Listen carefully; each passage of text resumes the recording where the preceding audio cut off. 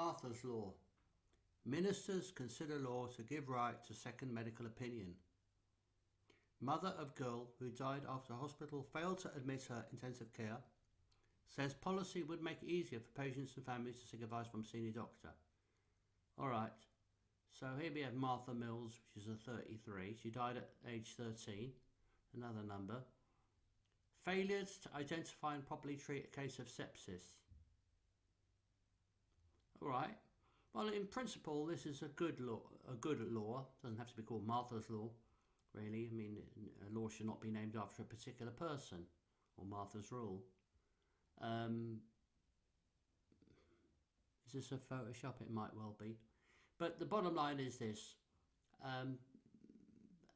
Experts, I mean, even genuine experts, or people who've studied a particular topic, who can easily be wrong. Even people who genuinely study topics can be wrong.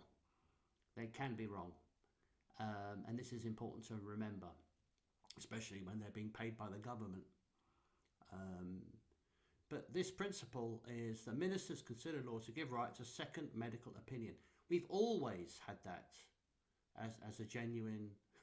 I mean, people have said, have a second opinion, get a second opinion. Because sometimes the first opinion is wrong. Sometimes the second opinion is wrong. Sometimes the third opinion. Sometimes people have been told they're going to be dead in a week, end up being misdiagnosed and they have no issues at all. So they were told they were going to die, but actually it was a mistake because the so-called experts got it all wrong.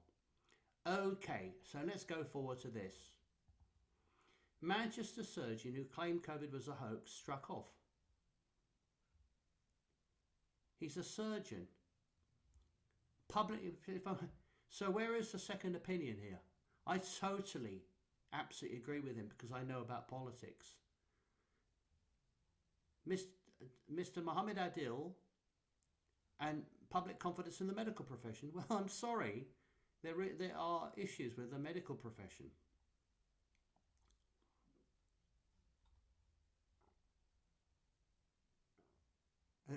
Where a man aged 60 died early in the pandemic.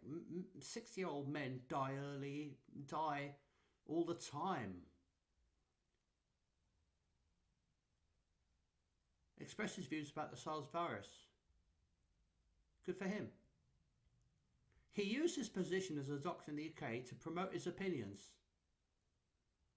in the medical profession. Hey, excuse me, it's called a second opinion. He's fully entitled to it. He's completely right, of course. I'm not a doctor, but I know he's right. I don't need to be a doctor because I can see where this is going. Widely accepted. It's not widely accepted by me. I don't accept it. Online comments to give him time to reflect on his findings. He's a bloody professional doctor, for God's sake. COVID is only a flu virus. People have been killed by lockdowns, fear crazy of dying, blah, blah, blah. Absolutely right. He's totally right. Not a single trial proved efficiency. Well, I mean, it was obvious to me from the start, and because I'm aware of politics and the way they work. Well, there we are.